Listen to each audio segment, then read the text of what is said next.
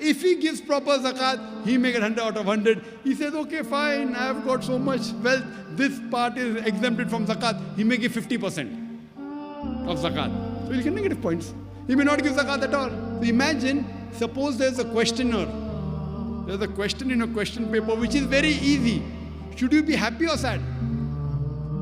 So when a person is born poor, actually in zakat, he gets 100 out of 100. Therefore, beloved Prophet said, it's easier for a poor man to go to Jannah than a rich man. But we say, garib aadmi hai, poor man. How sad. Not sad. 100 out of 100 in zakat. For the rich man, he has to give charity, he has to give zakat, he has to give donation, he'll be accountable for his wealth. So what in Islam, we are born in this world once, and once is sufficient. Once we die, we are resurrected on the day of judgment. You want to call it rebirth, I've got no problem. You want to call it punarjanam, I've got no problem. We say life after death. But surely, if I agree with you for sake of argument, what the Hindu scholars propound, that sometime you're born as animal, sometime bird, sometime human being. I want to ask you the question, brother. In this world, as every year is passing on, is the population of the human beings increasing or decreasing, brother? Increasing or decreasing? Increasing. Very good. Is the sin in the world increasing or decreasing? I can't hear you. Increasing or decreasing? Increasing, sir. Sorry? Increasing. Increasing. Human beings are increasing and every sin is increasing. If I agree with the philosophy of Hindu scholars, more the sin increases, the population of human beings should decrease. So therefore, I believe in going to the higher scriptures, Vedas. When I talk, which I had given the talk earlier in Chennai, during the first peace conference, that was in 2004, similarities between Islam and Hinduism. And there, I showed and compared that even in Vedas it speaks about one God, no idol worship, and everything. So what is common between the scriptures we follow? So the cycle of samsara, birth, death, is nowhere to be found in the Vedas. It's the philosophy of the Hindu scholars to justify, because they could not justify why human beings are born poor or healthy, which I've given you the answer in Islam. As far as the second question is concerned, that is suicide haram in Islam, is it prohibited? If yes, then why do people commit suicide? Is somebody instigating them? Suicide bombing? The Quran says in Surah Baqarah, chapter number 2, verse number 195, that do not make your own hands the cause of your destruction. So according to the Quran, committing suicide is haram, it is prohibited. So as far as committing suicide, it is prohibited. As far as killing any other innocent human being, the Quran says in Surah Ma'idah, chapter number 5, verse number 32, that if anyone kills any other human being, whether it be a Muslim or non-Muslim, unless it be for murder or for spreading corruption in the land, it is as though he has killed the whole of humanity.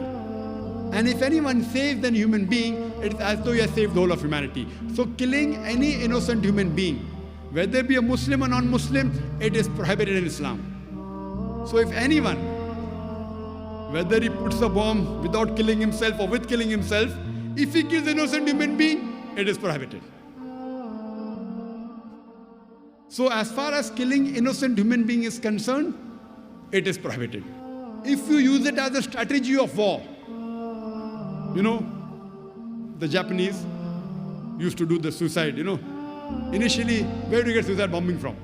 According to a professor who wrote a book, Dying to Win in America, he says that the first people who did suicide bombing were the LTT, Tamil Tigers. But yet the blame is put on Muslims. I don't know why. It's the media. Have you ever heard of any Muslim doing suicide bombing? It was first the LTT and then the Americans. And maybe some of the Muslims, black sheep may have picked up. But who were the originators? But yet when suicide bombing comes, the terrorists are labeled as Muslims. In Chennai a few years back, I'd also given a talk on terrorism and jihad, an Islamic perspective. When I've described in detail about this answer of suicide bombing as far as Islamic perspective is concerned. But killing innocent human being and committing suicide is haram. Hope that answers the question. Thank you for the question. We'll go to the front mic with the males. If there are any other non-Muslims at the back mic or the sisters' mics, just have the volunteers raise their hands. Any non-Muslim ladies are most welcome to ask the question. And if there are any non-Muslim in the audience, please feel free to come up on the microphone. It's your opportunity. And as previous times I've come to Chennai, alhamdulillah, all the questions were asked by non-Muslims. So I hope even now the non-Muslims of Chennai, mashallah, they're bold enough. You can ask any question, even if it's a criticism. Even if you disagree with whatever I say, no problem. Come up and ask the question. Believe me, I'm young, but I can take it. You can criticize the Quran, you can criticize Islam, you can ask. This is the opportunity. Please come up on the microphone and have the doubt cleared. This is the opportunity. And there you've heard it from the man himself. So your name and occupation, please. My name is Ramakrishnan. I'm a software engineer. I have two questions for you. The first is, what does Islam say about donating organs after death? Is it okay or is it prohibited? Second question is, what does Islam say about atheists? That's it.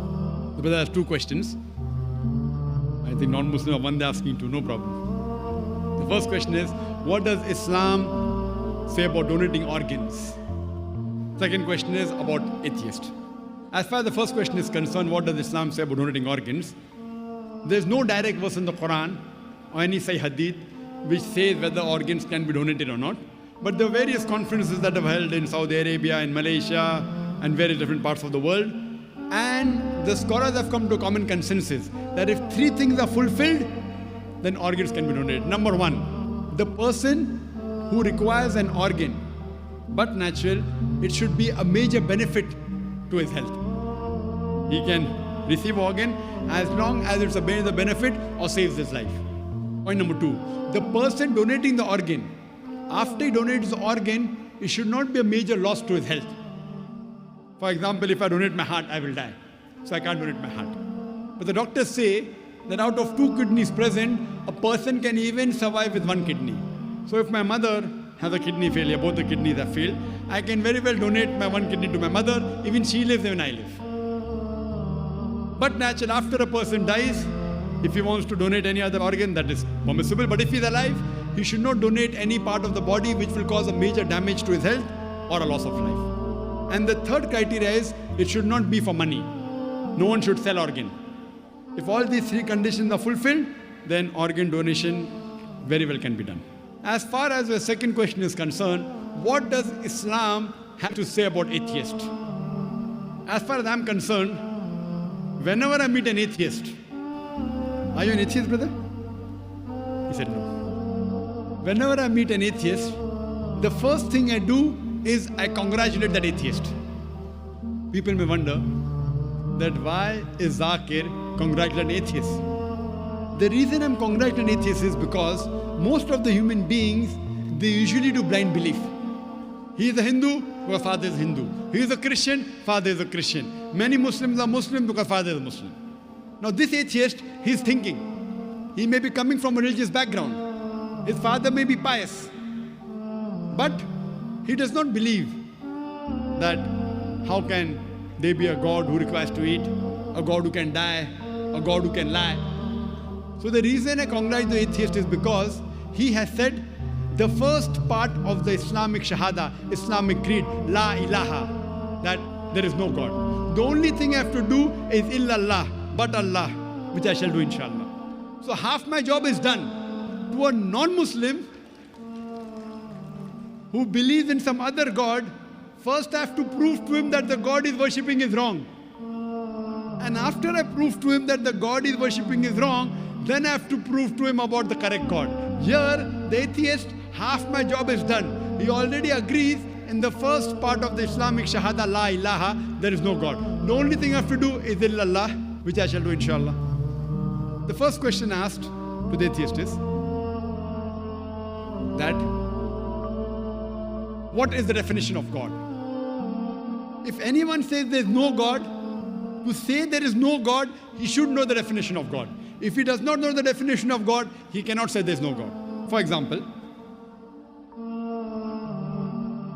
if I say this is a pen, is this a pen? No. It's a book. To say this is not a pen, you should know the definition of pen. Some people say, no, Zakir, I know this is a book, so I can say it's not a pen. I said, no. If you know the definition of pen, I will say, is this a kitab? You say, no, it is not a kitab, because there's no definition of kitab. To say it's not a kitab, you should know the definition of kitab. Because kitab and book is the same.